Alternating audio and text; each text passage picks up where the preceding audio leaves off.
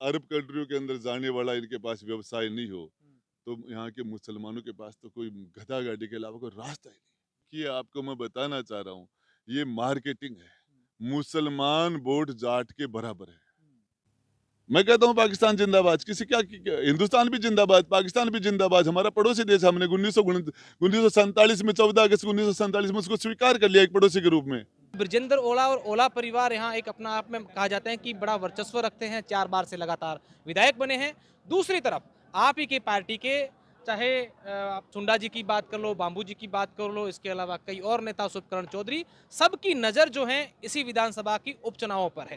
तो क्या लगता है बबलू चौधरी को कि मेरे लिए ये चुनौती है? पिछली सरकार में आपकी पड़ोसी विधानसभा काफी चर्चाओं में रही थी। राजेंद्र सिंह गुडाल लाल डायरी को लेकर पूरे देश में फेमस हुए और अब कह रहे हैं कि इस बार झुंझुनू विधानसभा में उपचुनाव हो रहे हैं, वो यहाँ पर लगातार दौरे कर रहे हैं, कह रहे हैं कि उनकी भी मेरे पिताजी 19 महीने इमरजेंसी के समय में जेल में रहे। वो कोई खुद के पारिवारिक कारणों के लिए नहीं रहे, खुद के स्वार्थ के लिए नहीं रहे। वो इसलिए नहीं जाना चाहते कि हम सरकार के हिस्से हैं, हम रूलिंग पार्टी से जुड़े हुए हैं और अगर किसी के बीच जाएंगे तो हमारे को समस्याएं बताएंगे और उन समस्याओं को फेस करने वाला नेता नहीं हुआ इस झुंझुनू में। मोदी जी को ऐसे करना है। 4 साल वाली नौकरी तो लागू को ना है ना, गलत है या एक चीज गलत है।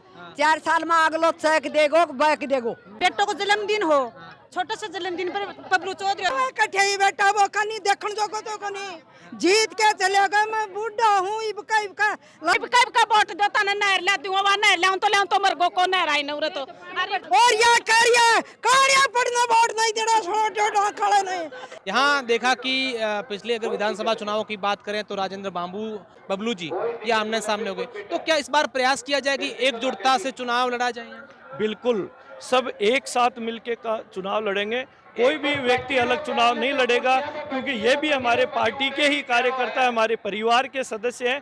निश्चित रूप से पूरे झुंझुनू की जनता ने भी मानस बनाया है और सभी नेताओं ने भी ये मानस बनाया कि इस प्रकार किसी भी प्रकार से भारतीय जनता पार्टी का झुंझुनू में कमल खिलना चाहिए। आवश्यकता पड़ी तो सबसे बात करेंगे और एक साथ मिलकर चुनाव लड़ेंगे। निश्चित रूप से चल रहे हैं, कुछ हल्का फुल्का काम चल रहा है। नहीं, वो दोनों से एक होने से कोई फायदा नहीं, उनका कांग्रेस जीतेगा इस क्षेत्र में। कौन कांग्रेस में होना चाहिए? जो जिसको पार्टी टिकट देगा। आप तो ये और इस दौरान मैं हजारों लोगों से मिला हूं, उन्होंने अपनी अपनी समस्याएं खुल के साझा की हैं। डेमोग्राफिक सेटअप भी ऐसा है जिससे कि एक नया जो चेहरा आता है तो कोई विरोध उसका किसी प्रकार का नहीं होता है। वो आदर्श है, मैं भी उनके नक्शे कदम पे चल रहा हूँ।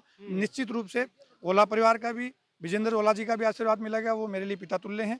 और बाकी भी जो कांग्रेस के कार्यकर्ता हैं, कांग्रेस के नेता, उनका भी सबका सहयोग मुझे मिलेगा। मेरा नहीं है, इंसानियत है ही नहीं उसकी, उस पार्टी के अंदर इंसानियत का वो साथ ही नहीं देते हैं।